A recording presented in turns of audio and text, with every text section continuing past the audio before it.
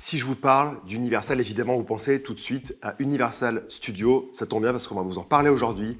Universal Studios, c'est la plus grande boîte de production de films américaine qui a été créée en 1912 par Carl Laemmle. Et ils ont produit parmi les plus beaux films qui ont fait aussi des cartons au box-office. Et ça, c'est vraiment incroyable. Non, évidemment, je rigole, j'en ai rien à taper de Universal Studios. En revanche, Universal Genève, ça me touche un peu plus particulièrement.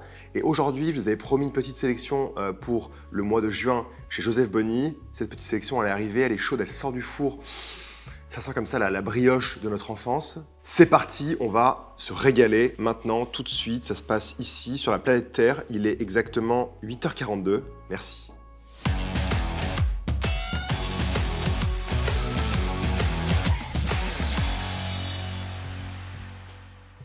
Avant d'entrer dans le vif du sujet, je vous le rappelle, chaque mois, chez Joseph Bonny, on propose une sélection de montres vintage, des montres qui sont révisées, nettoyées par notre horloger, qui sont par conséquent garanties. Donc encore une fois, c'est que du bonheur, c'est que du plaisir, donc n'hésitez pas à poser toutes vos questions. Nous sommes tout oui. Tout commence en 1894 lorsque deux étudiants du Locle, Émile Descombes de Lignières et Georges Perret de Renan, créent leur société d'horlogerie. Cette société de commerce d'horlogerie, elle s'appelle tout simplement Descombes et Perret. Et c'est lorsqu'ils vont créer cette société Descombes et Perret qu'ils vont en même temps déposer le nom de Universal Watch. Donc on n'est pas encore Universal Genève, mais en tout cas Universal Watch à retenir. Alors au tout début, on ne va pas véritablement parler de Universal Watch comme étant une marque qui produit des montres, mais plutôt une marque qui va distribuer des montres. De mémoire, la femme de Émile Descombes était italienne et donc ça va être vraiment un label qui va permettre de distribuer des montres, en particulier sur le marché italien. Malheureusement, à la fin des années 1890, Émile Descombes va décéder et auparavant, nos amis Émile Descombes et Georges Perret, ils vont avoir eu un ami en commun qui s'appelait Louis Berthoud. Et Louis Berthoud, c'est justement à lui qu'on va proposer de prendre la place de notre ami Descombes et pour créer la société Perret et Berthoud. Perret et Berthoud, ils vont petit à petit se transformer en établisseurs. Alors on retiendra qu'ils ont, après l'ouverture du marché italien, ouvert le marché en Espagne. Et quand je vous parle d'établissage, donc Perret et Berthoud, ils vont donc récupérer des pièces, des cadrans, des verres, des boîtiers par-ci par-là. Ils vont les assembler, puis les vendre. Ça, c'est l'établissage. Ce qui est intéressant, c'est qu'à la fin des années 10, les bureaux vont être transférés à Genève et au début des années 20, la société Perret et Berthoud, qui distribue les montres Universal, va être localisée au 43 rue du Rhône, donc adresse prestigieuse de Genève, pour ceux qui connaissent, avec tous les bâtiments qui abritent les marques les plus importantes. L'autre nom qui va être important par la suite, ça va être le fils de Georges Perret. Georges Perret va décéder au début des années 30. Son fils Raoul Perret va pouvoir vraiment lancer sa stratégie et c'est là qu'on va voir la naissance des fameux très beaux chronographes chez Universal.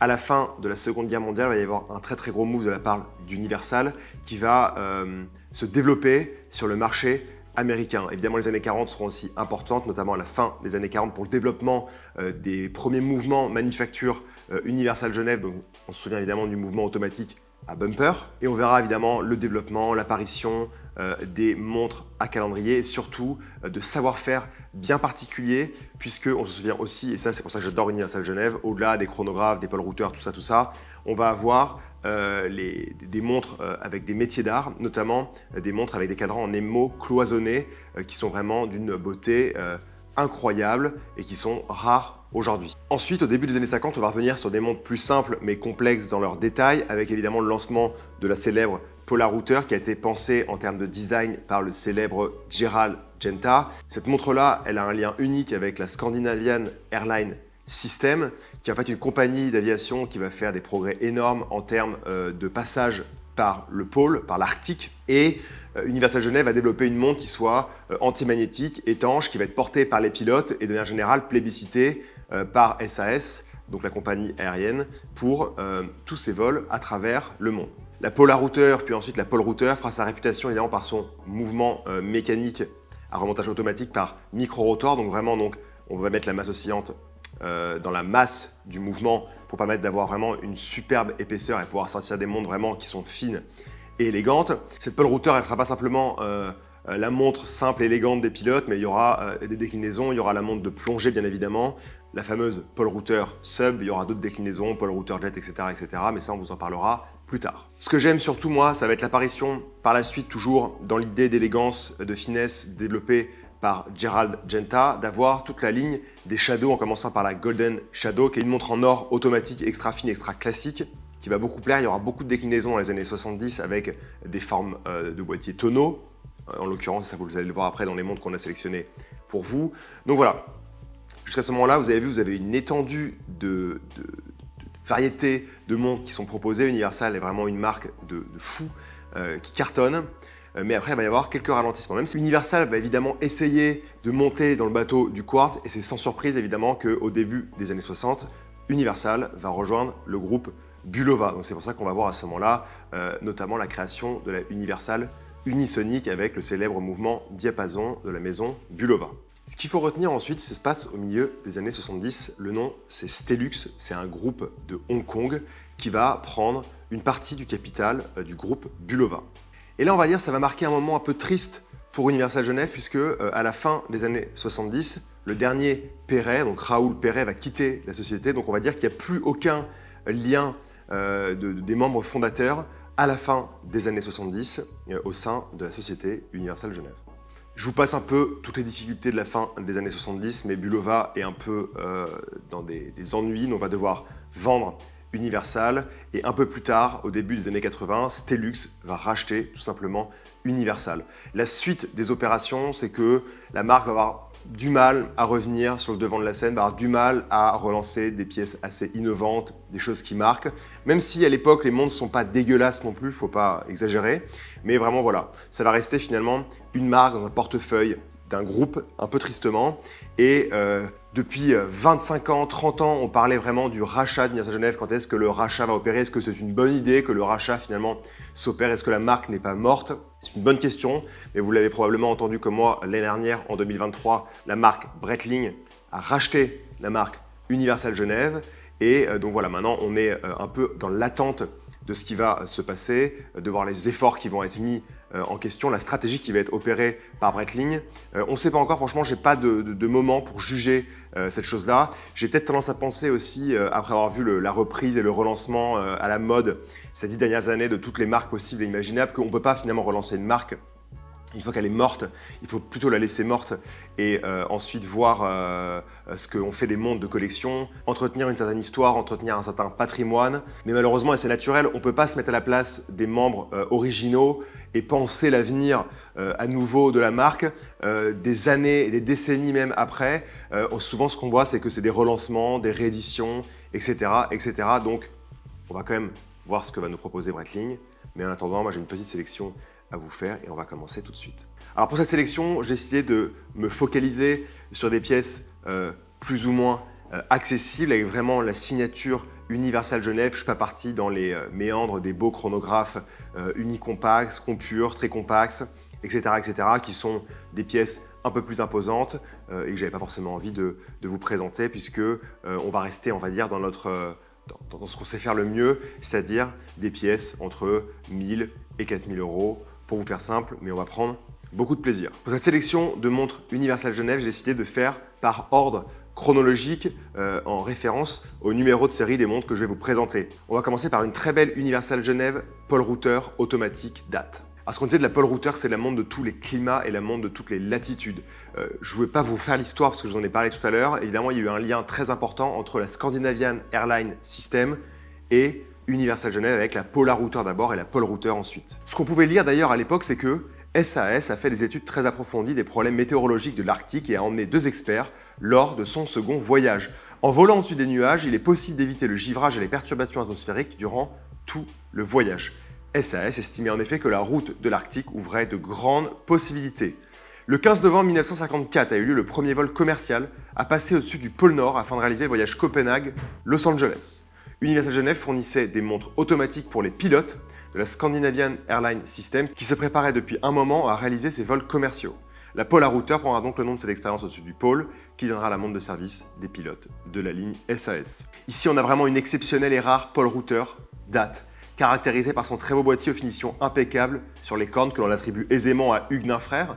La signature HF à l'intérieur du fond de boîte nous conforte dans cette idée. Sa couronne signée vissée et son magnifique cadran bleu au point tritium intact avec tour d'heure aux fines stries et une fenêtre de date trapézoïdale à 3 heures. Le gros supplément d'âme de cette montre, c'est d'avoir son bracelet en acier à 5 rangs de maillons qui est signé Guay Frères de 1966. Parce qu'évidemment, la manufacture, donc les chaînistes Guay Frères qui ont ensuite fabriqué énormément de bracelets pour des marques assez prestigieuses en horlogerie, ont notamment fabriqué un grand nombre de bracelets pour la manufacture Universal.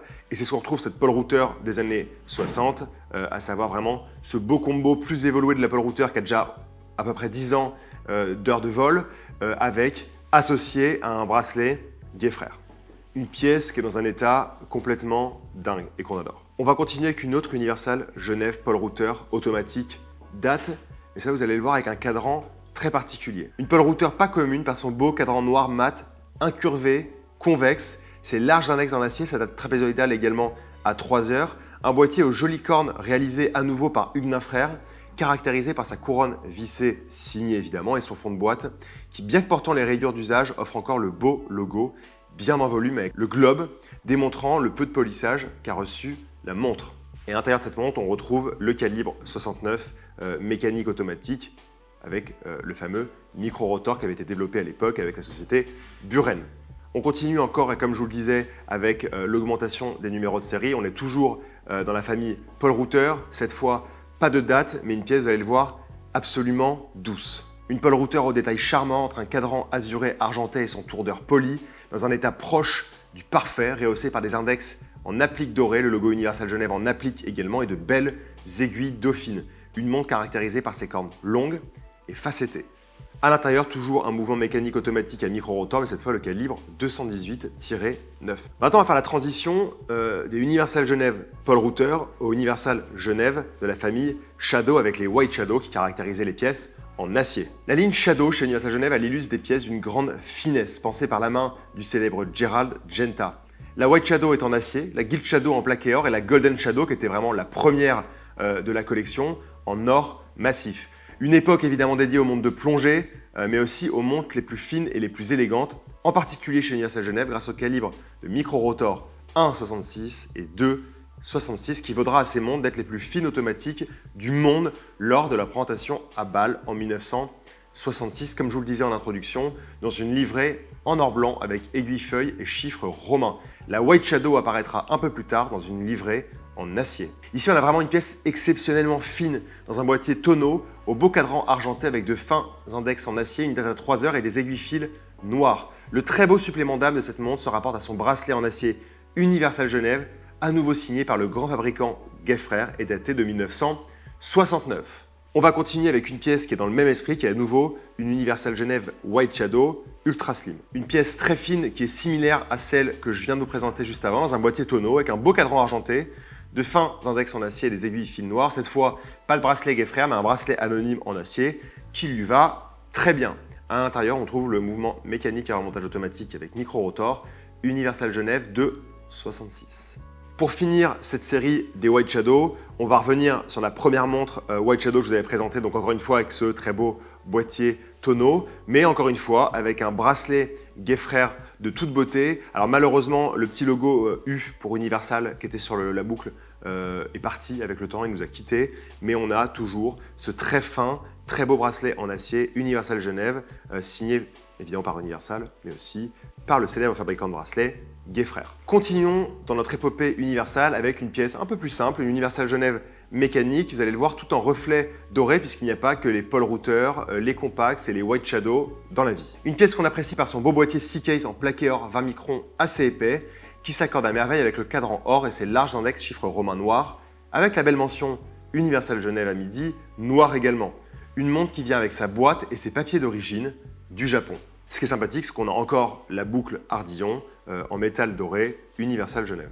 On va continuer avec une autre montre dans la même idée, une Universal Genève mécanique, mais vous allez le voir, avec une forme assez différente cette fois. Une belle montre de forme rectangulaire, encore une fois tout en reflet doré, proche de l'état neuf de stock.